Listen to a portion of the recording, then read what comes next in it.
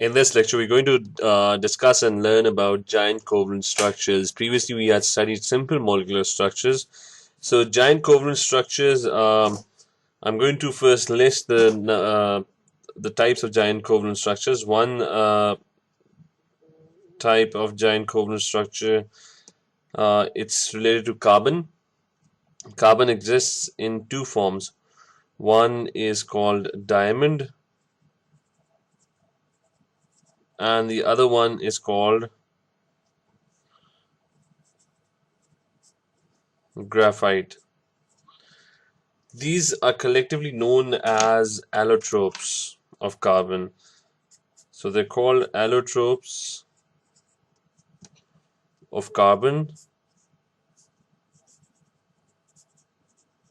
and they're both giant covalent structures. I'm going to discuss the structure later on. The first thing that we need to know is what is the definition of the term allotrope.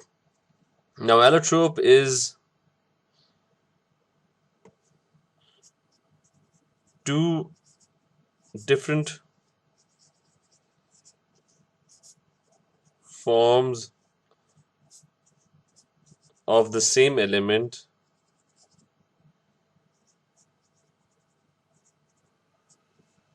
in the same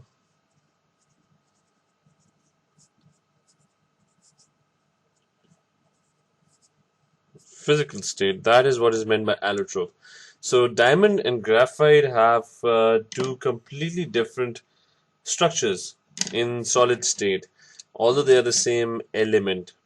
So the carbon, diamond and graphite are giant covalent structures. Then you have silicon, which is also a giant covalent structure. So this is the second element that would form giant covalent structures. And the third one is called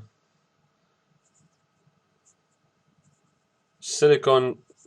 It's called silicon dioxide. It's also called silicon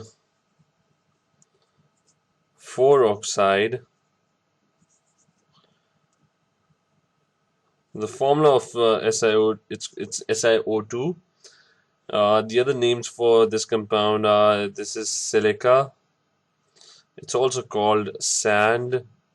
So these are the four types of giant covalent structures that we're going to study. There are more. We have germanium, which also forms a giant covalent structure, and there are other giant covalent macromolecular structures. But in O levels, you're only going to study carbon, which would consist of diamond, studying diamond and graphite, and you're going to study silicon and silicon dioxide. Now, the first giant covalent structure that we're going to study is it is carbon, which we already told you exists in two forms. One is diamond. So we're going to study diamond first.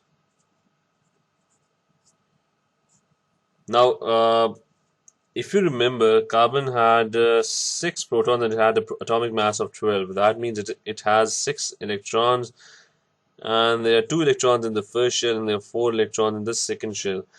And it needs 4 electrons, so it's going to share 4 electrons and it's going to make 4 bonds. So each carbon atom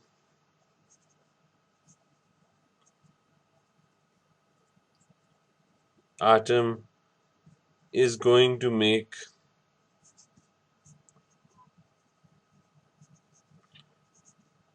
4 bonds to complete its outer shell. Each carbon atom is going to share 4 electrons to complete its outer shell. So the way carbon does this is, I'm only going to draw the outer shells. You have, let's say, this is one carbon atom. So this carbon atom would share electrons with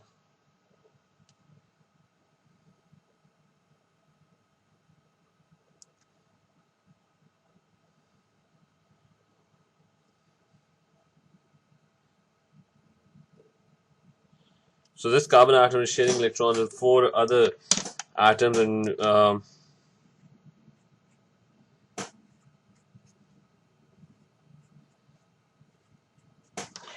similarly you have this carbon atom. It's also going to This was one carbon atom, so another, this is the fourth, fifth carbon atom. Now similarly you have this carbon atom, it's sharing one electron right now. It also needs to share 4 electrons, so it ends up sharing 4 electrons with 4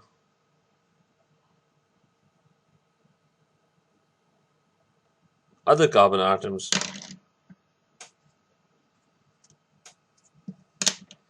So there's one pair of electrons being shared over here, one over here, and one over here. So in total, this carbon atom is sharing 4 electrons. Now the problem is with this carbon atom, it needs to share 4 electrons as well as sharing 1 electron away. It ends up sharing 1 electron. This carbon atom, that atom shares an electron back, and we can. It needs to share 2 more electrons, so it ends up sharing an electron with this carbon atom and with this carbon atom. So this keeps on continuing, and it eventually ends up forming a giant covalent structure. So the bonds keep on continuing. I can draw a two-dimensional diagram in which you'll have one carbon atom, it's making bonds with 4 other carbon atom. Now that carbon atom would need to make 4 bonds with 4 other carbon atom. This carbon atom needs to make bonds with 4 other carbon atom. This carbon atom needs to make a bond with 4 other carbon atoms. So you can see a giant structure is forming, and it keeps on continuing. It keeps on going on. So it's a one large giant covalent structure. Now the previous diagrams that I drew were in 2-dimensional, but in reality this is a 3-dimensional structure. So if I draw a 3-dimensional structure, there would be one carbon atom. Let's draw a very large 3-dimensional structure. There would be one carbon atom, and it would be bonded to another carbon atom, and it needs to bond with 4 carbon atoms. So this is bonded with another carbon atom. The dotted line indicates that it's a 3-dimensional structure, and the bond is going into the page. Then you have this V-shaped bond, shows that the bond is coming out of the page, and then you have. So this is a 3-dimensional. You can imagine this as a pyramid. It's called a tetrahedral shape. You can imagine this as a pyramid. This carbon atom is sitting on top of this 3-sided pyramid, and there's another carbon atom on top of that. Similarly, the structure keeps on going. You have this carbon atom would make 4 bonds as well. So you have one bond coming out of the page, one bond going to the right. So there's another 3-dimensional structure attached to it. Then you have this carbon atom. It's going to be bonded to 4 other carbon atoms.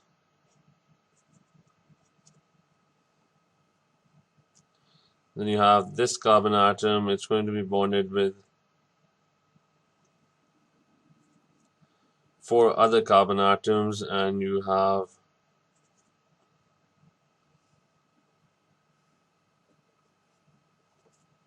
so a 3-dimensional structure is formed, and it keeps on going. This is called a tetrahedral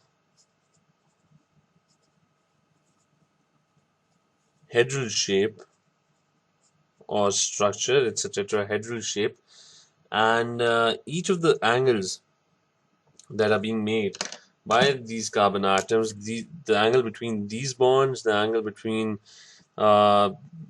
these two bonds, the angle between these two bonds, the angle between these two bonds, all these angles are exactly the same. They're all 109.5 degrees. This is also 109.5 degrees. This is also 109.5 degrees. It will become clear if you can imagine this in 3-dimensional. So the second point about this structure is that the bond angles are all 109.5 degrees. So that's your second point. A few other points that you must note down is that this structure for diamond, the structure is 3-dimensional. and it's a three-dimensional network of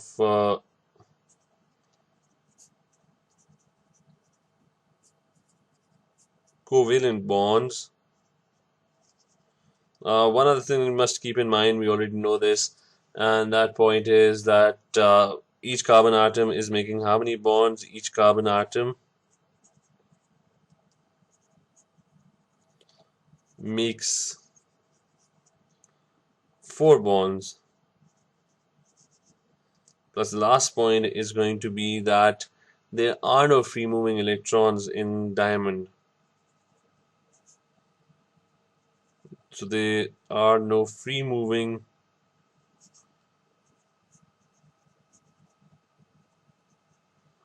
electrons or ions in diamond. We will now discuss the other allotrope of carbon, and the other allotrope which is also forming a giant covalent structure, it's called graphite. Now in graphite there's a slight difference in the structure. I told you the carbon makes 4 bonds and it's going to share 4 electrons. Carbon generally wants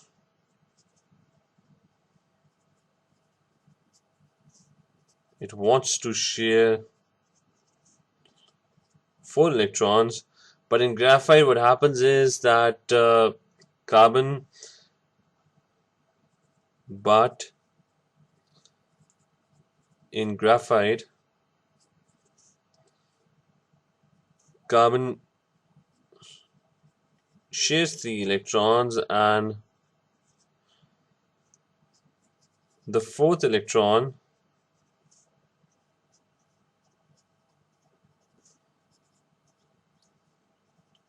becomes delocalized.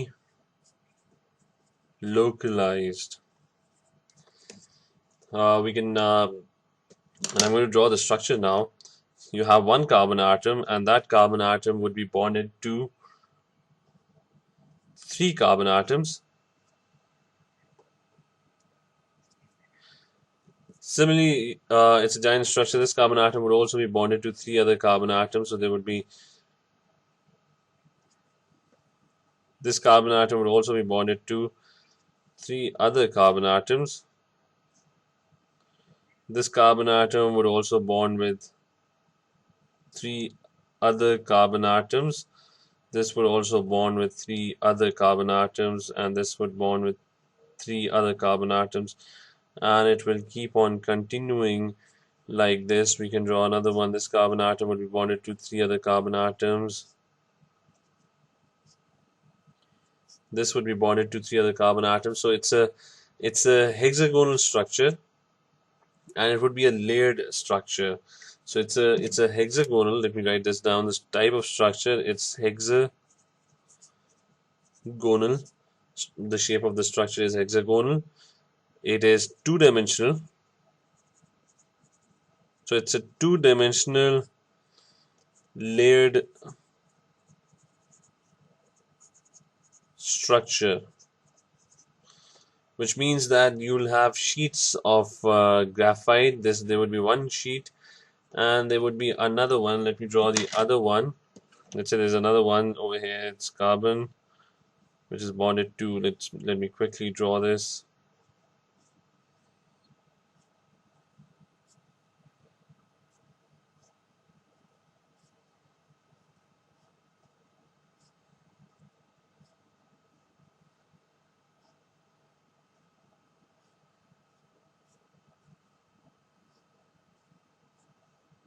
So I have 2 sheets of graphite, and there would be no bonds between these 2 sheets. So there would be very weak forces of attraction between the 2 sheets, and those weak forces of attraction will be called van der Waals forces. So it's going to have graphite is going to have very weak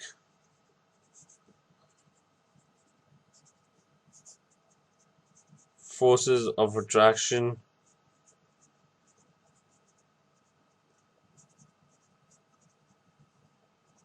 between sheets of graphite. And these forces are called, the name given to these forces is, they're called van der Waals forces. So there were very weak van der Waals forces between the two sheets that will form graphite. And one sheet of graphite is actually called graphene. So you're going to have a two-dimensional structure. The shape is going to be hexagonal, and all the bond angles in this are 120 degrees. So all the bond angles between different bonds in this graphite, they are 120 degrees. So that's last point.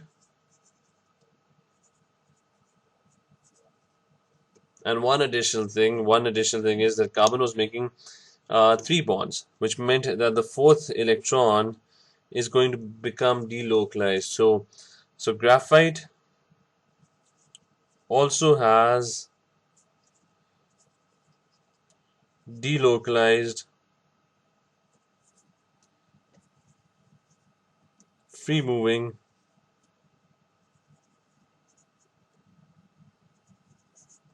electrons. Now we have studied the structures of both graphite and of diamond. So we're going to write down, we have diamond and we have graphite, and we have studied both structures. We're going to write down the properties of both diamond and graphite. Now, the first property that comes to mind when you're talking about diamond and graphite is that diamond has a high, it has, the first one is high, it has a high melting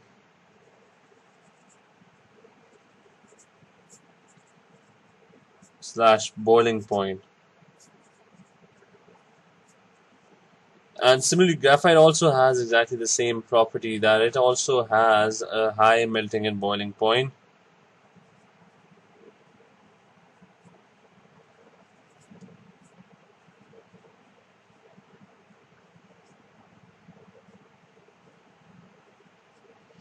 Now, diamond has a high melting and boiling point, and graphite also has a high melting and boiling point. And the reason is that they have a giant covalent structure, and they form a network of covalent bonds,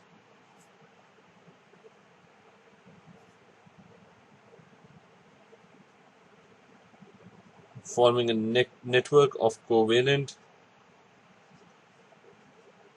bonds which would require a lot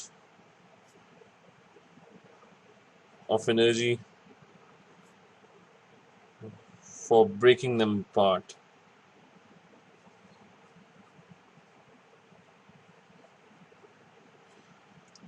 So they have high melting boiling points, and the reason is that they have a giant covalent structure, and to turn it into liquid or gaseous, the particles must be able to freely move around. So to do that, you would have to break a lot of bonds. Diamond actually has a higher melting and boiling point, and the reason is that it has a three-dimensional structure compared to the two-dimensional structure of graphite. So there are more bonds in diamond. Diamond is making four bonds, whereas graphite is making just three bonds. So diamond has a slightly higher melting boiling point, but still both of them have very high melting and boiling points.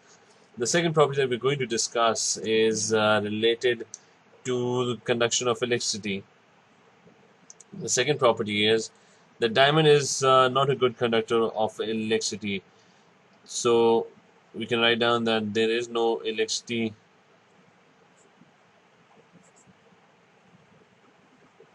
conduction in diamond, and the reason is that it has no free moving electrons or ions. On the other hand, you have graphite, and graphite is a very good conductor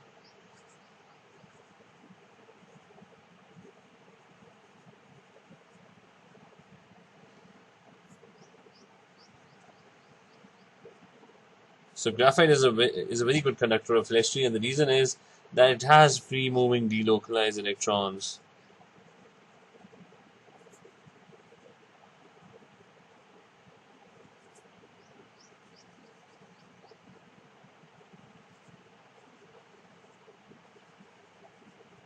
You can go back and look at the structure. I told you that in graphite, carbon was making 3 bonds, and the fourth electron that it had to share became delocalized. The third property that we'll discuss is the strength of the structure. Now, diamond is a very hard substance due to the three-dimensional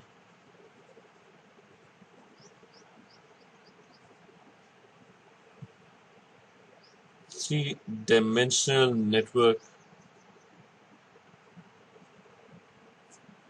of covalent bonds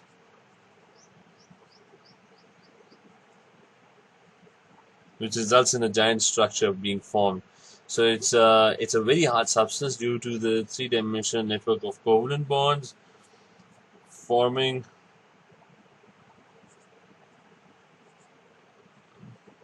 a giant structure. Now for graphite, this is not true. Graphite is a relatively soft and slippery substance.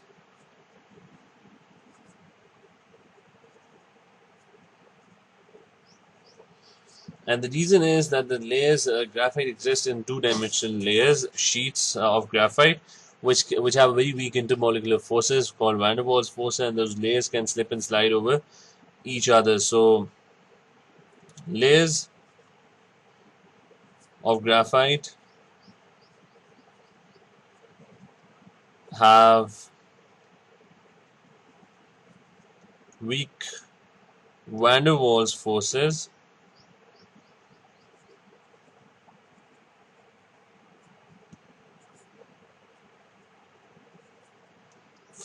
between them,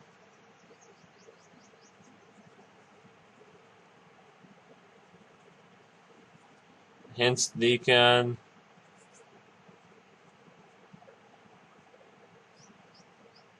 slip and slide over each other.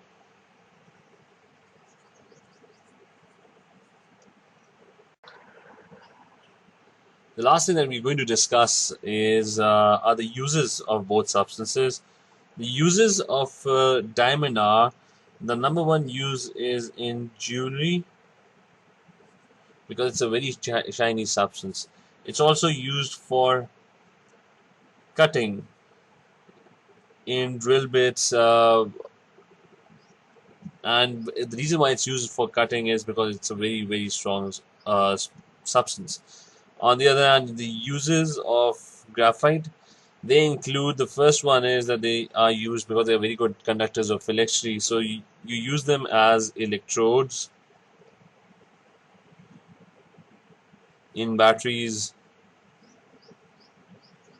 or as contacts, as you have graphite brushes which are used as contacts in motors as well. Secondly, it's also used as a dry lubricant because it's a very slippery substance. The reason is that the layers can slip and slide over each other, so it's used as dry lubricants, especially in machines which are very sensitive to liquids. We'll discuss silicon now. What we don't really have to go into a lot of detail with silicon. Just remember that the structure and its properties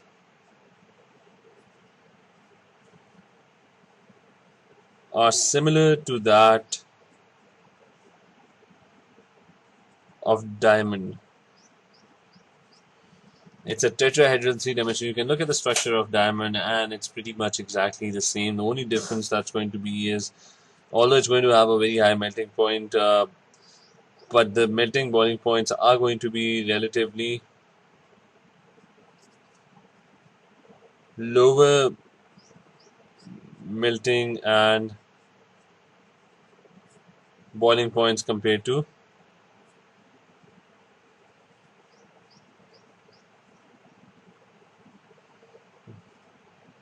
diamond. Another thing that you can that you should probably you're already familiar with is that silicon is a semiconductor.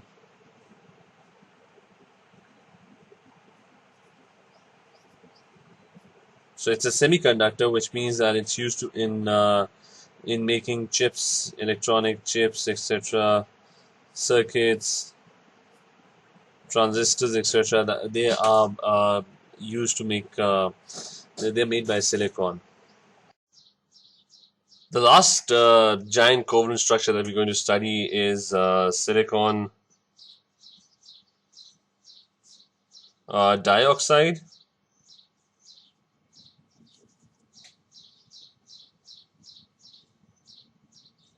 SiO2. This is also known as silicon 4 oxide or silica or glass, and the structure and properties are also similar to diamond in this case as well. So the structure and the properties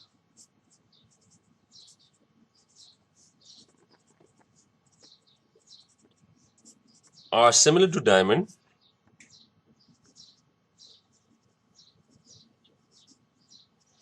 but there's a slight difference when we're drawing the structure, because we have silicon and we have oxygen as well. Remember that silicon Si is in group 4.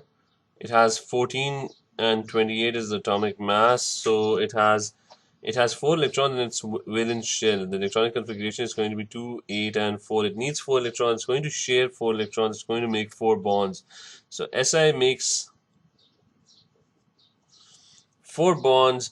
On the other hand, you have oxygen, which is 8 and 16. The electronic configuration is 2 and 6 electrons in the valence shell. It needs 2 electrons, so it's going to share 2 electrons. It's going to make 2 bonds. So oxygen needs to make 2 bonds, and silicon needs to make a total of 4 bonds. So my red dot is going to be a silicon atom. So let's say there's a silicon atom, and that would be bonded to 4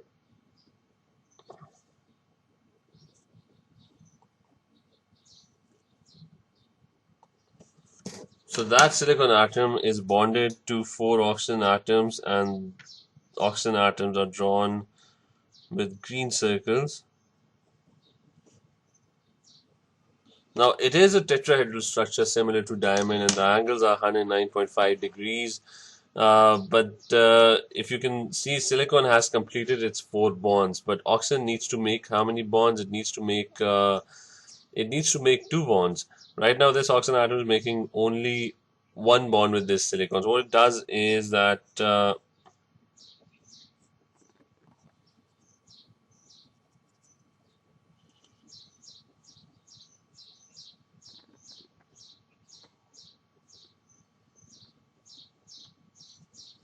this oxygen atom makes another bond with another silicon.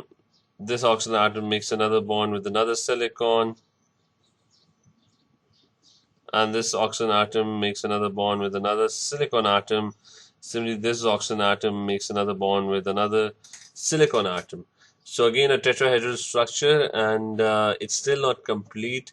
Now what's going to happen is that this uh, silicon atom would make 4 bonds with the 4 other oxygen atoms. So that's 1.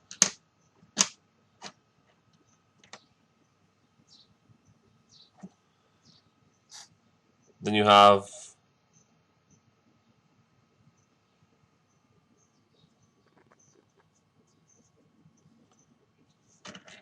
another oxygen atom. Then you have a third oxygen atom. So it's this silicon atom is making 4 bonds with 4 other oxygen atom, and this oxygen atom will in turn make, it needs to complete 2 bonds, so it makes a bond with another silicon atom, and that silicon, sorry, that it makes a bond with another silicon atom. This would be red, and it keeps on going on. So it's again a tetrahedral structure similar to that of diamond that we drew earlier, except that you must remember the arrangement of silicon and oxygen atom. There would be one silicon atom, it would be bonded, it needs to make 4 bonds, it would be bonded to 4 oxygen atoms. An oxygen atom needs to make 2 bonds, so it bonds with another silicon atom. Similarly, that silicon atom is going to bond with 4 other oxygen atoms, and that oxygen atom is going to bond with another silicon atom, and this is the type of structure that would be drawn. So remember the structures, the properties are similar to that of diamond. The melting and boiling points are obviously lower and slightly lower compared to diamond. Plus, it's not as hard a substance as diamond.